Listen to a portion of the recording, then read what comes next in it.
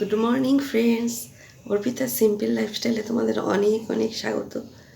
তো সকালবেলা ঘুম থেকে উঠে পড়েছি, এখন মুখ টুক ধুয়ে নিয়েছি, এখন চা করব। সবাই তো ঘুমোচ্ছে, এখন বাজে 7:30। চাটা করি কারণ গলাটা আবার ব্যথা হয়েছে, বুঝেছ, আবার একটু ঠান্ডা পড়েছে, গলাটা ব্যথা হয়েছে। তো চাটা করে খেয়ে নিই।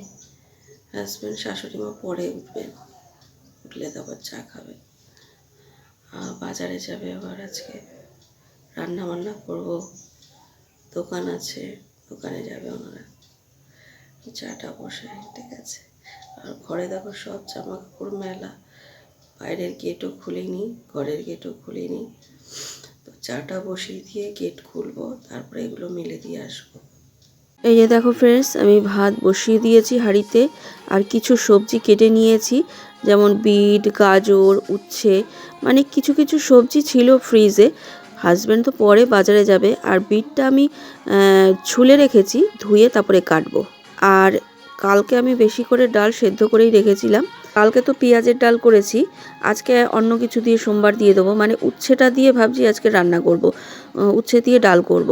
হাঁড়িতে কিন্তু আমি ভাত বসিয়ে দিয়েছি, আর ভাতের হাঁড়ির ওপরে বাটিতে কিন্তু আমি গরম জল বসিয়েছি। বাজারে গেছে তো, বাজার থেকে মাছটা জানলে ধোয়া যাবে, অনেক সময় রান্নাতেও গরম জল দিতে হয়।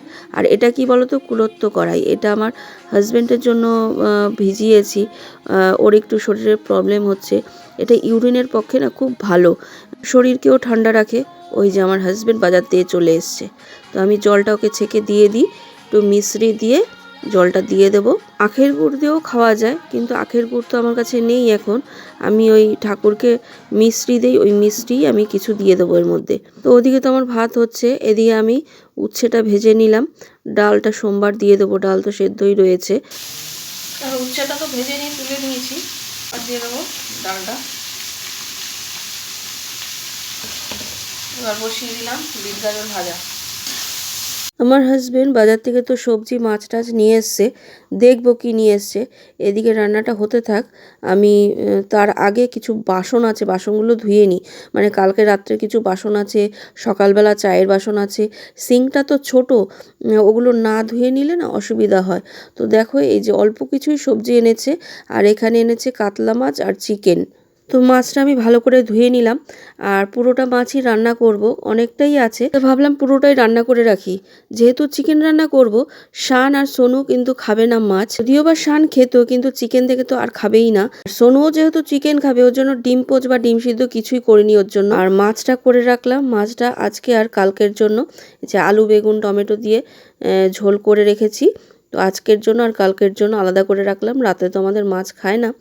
আর এটা দেখো বিট গাজর ভাজা, কিছুটা খেয়েছে ছেলেরা। আর এই যে হচ্ছে তিঁতর ডাল, আর এই যে হচ্ছে চিকেনটা আমি একবারে ম্যারিনেট করে বসিয়ে দিলাম। তো এটা আমি করে রাখলাম, ছেলেরা দুপুরবেলা খাবে, আর রাতে আমাদের রুটি দিয়ে হয়ে যাবে। তো হাজব্যান্ড শাশুড়ি মা খেয়ে দিয়ে চলে গেলেন। আর এই যে দেখো আমাদের মিনি সকালবেলায় ঘুমোচ্ছে। আমি এতগুলো জামা কাপড় বার করেছি কাচার জন্য, কিন্তু তার আগে আমি বিছানার চাদরটা তুলবো, কারণ শীতের জামা কাপড়ই কাচার জন্য এত বেরিয়ে যায়, চাদরটাই আর তোলা হচ্ছে না। তা ভাবলাম না, আজকে আমি চাদর তুলবই। তো ঘর মোছার আগে আমি বিছানার চাদরটা তুলে একদম পরিষ্কার করে জামা কাপড়গুলো ভিজিয়ে দিয়ে তারপর আমি একেবারে ঘরটা মুছে নেব। তারপরে জামা কাপড়গুলো কেচে একেবারে স্নান করে এসে দেখো পুজো করে নিয়েছি। এবার তাড়াতাড়ি করে দুপুরের লাঞ্চটা সেরে নেবো। ফ্রেন্ডস, এখন 2:30 বাজে, খেয়ে উঠলাম, মানে পুজো দিয়ে তারপরে তাড়াতাড়ি করে খেয়ে উঠলাম, বাসন টাসন কিচ্ছু মাজিনি, একটুখানি রেডি হয়ে বেরিয়ে যাচ্ছি, কারণ ছেলেকে ডাক্তারের কাছে নিয়ে যেতে হবে, ওর অ্যাপয়েন্টমেন্ট করা আছে। তো ওর পায়ের তো দেখিয়েছিলাম ডাক্তার, সে ডাক্তার আবার এক্স রে করতে দিয়েছিল, এক্স রে করেছি, সেটা রিপোর্টটা আজকে দেখাবো, আর ডাক্তারকেও দেখাবো, আর আমার হাজব্যান্ডকেও একটু দেখাতে হবে ডাক্তার, মানে আজকে চোখের ডাক্তার দেখাবো, চোখটা একটু সমস্যা হচ্ছে। তো ও দোকান থেকে চলে আসবে ডাক্তারের কাছে, আর আমি এখান থেকে ছেলেকে নিয়ে চলে যাচ্ছি। তো রেডি হয়েছি, বেরিয়ে যাই এখন, ডাক্তার চলে আসবে, ডাক্তার দেখিয়ে তারপর চলে আসবো বাড়িতে।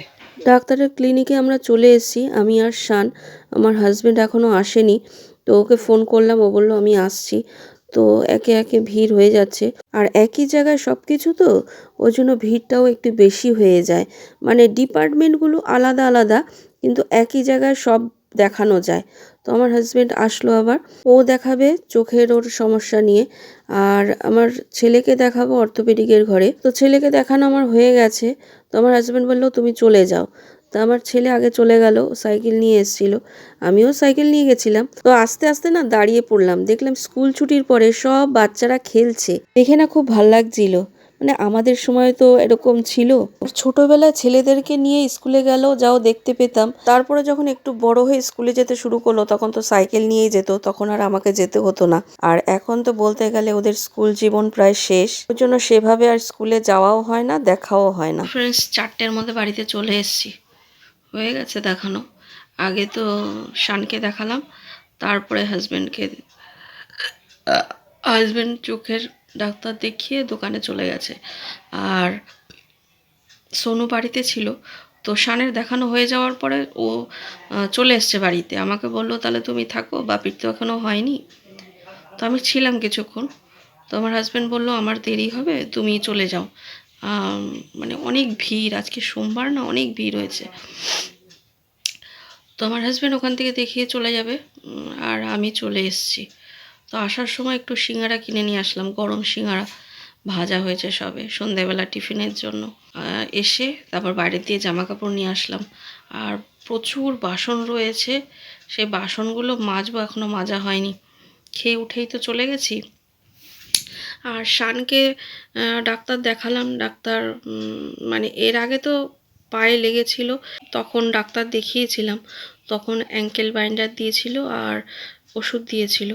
তো খাওয়ার পরে ঠিক হয়ে গেছিলো। তো ওকে বলেছিল 1 মাস খেলতে যাবে না, আর 1 মাস পরে এক্সরে করবে। তো 1 মাস পরে যখন দেখলো ওষুধ টষুধ খেয়ে সেরে গেছে, আবার খেলতে গেছিলো, আবার পায়ে লেগেছে ওই একই জায়গাতে। তো এক্সরে করলাম, করার পরে নিয়ে গেলাম, বললো না অসুবিধা কিছু হয়নি, তবে একটু মানে প্রোটেকশান নিয়ে খেলাটাই ভালো, তবে এখন 2 মাস খেলবে না। আর ওষুধ দিয়েছে, আবার একই ওষুধ দিয়েছে।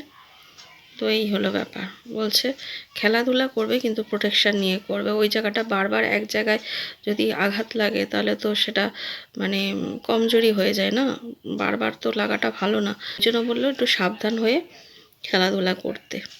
কথা শোনে, ও খেলতে যেতে পারছে না, ওর আনছান করছে, সবাই খেলতে যাচ্ছে। তো ঘরে এসে আর মানে ও বেরিয়ে গেছে, খেলতে চায়নি, তবে খেলা দেখতে চলে গেছে। সব বন্ধুবান্ধব খেলতে চলে গেছে, তা ও গেছে খেলা দেখতে, খেলতে পারছে না। আর সোনু ঘরে রয়েছে। আমি বাইরে দিয়ে সব জামা কাপড় নিয়ে আসলাম, ভিজে জামা কাপড়গুলো মেলবো, শুকনো জামা কাপড়গুলো ভাঁজ করব, বাসন মাজবো। ভাল লাগছে না, আমার মনে হচ্ছে শরীর ছেড়ে দিয়েছে, আমারও ভাল লাগছে না। আর কাজগুলো আস্তে আস্তে করি। ভিজে জামা কাপড়গুলো সব মেলে দিলাম, তারপরে হাত মুখ ধুয়ে সন্ধে দিলাম, সন্ধে দেওয়া হয়ে গেছে।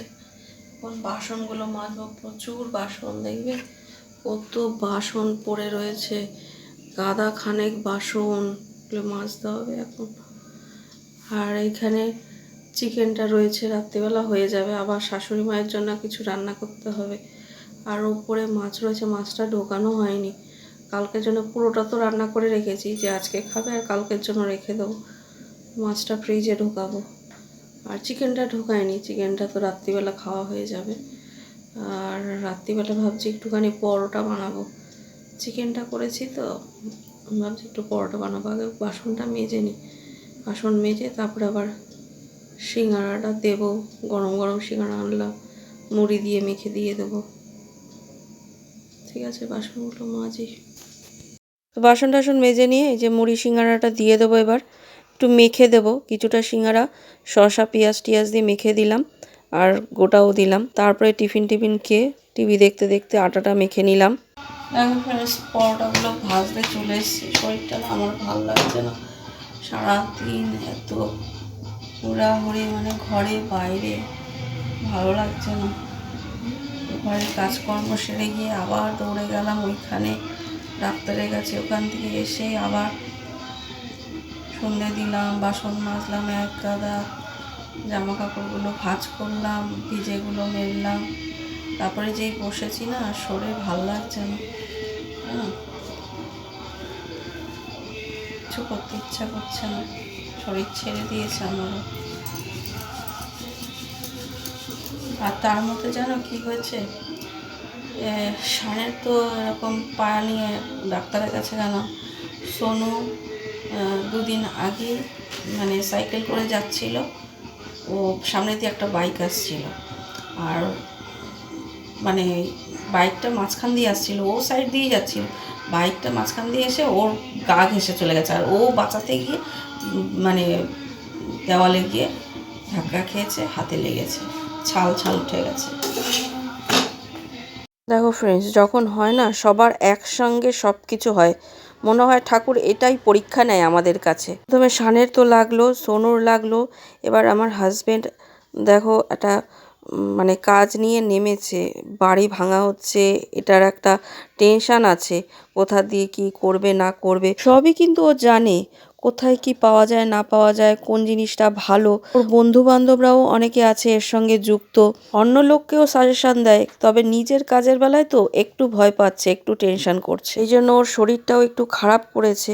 তো আজকে তো ওকে চোখের ডাক্তার দেখালাম, ওকে নিয়ে এমনি ডাক্তারের কাছেও যেতে হবে। টেনশন তো আমার মাথায়ও আছে, কিন্তু আমাকে তো সেটা প্রকাশ করলে হবে না, না আমাকে ঘরে বাইরে সব দিকে সামাল দিতে হবে। আমার হাজবেন্ডকে তো মনের জোরটা দিতে হবে, ওদিকে দোকানেরও একটা টেনশন আছে বিজনেসের, আর এদিকেও একটা টেনশন আছে। ওকে আমি যতই বলি যে তুমি টেনশন করো না, সব ঠিক হয়ে যাবে, কিন্তু সেটা বললে কি আর থেমে থাকে? টেনশন টেনশন হয়ই, সে ওরও হয় আমারও হয়।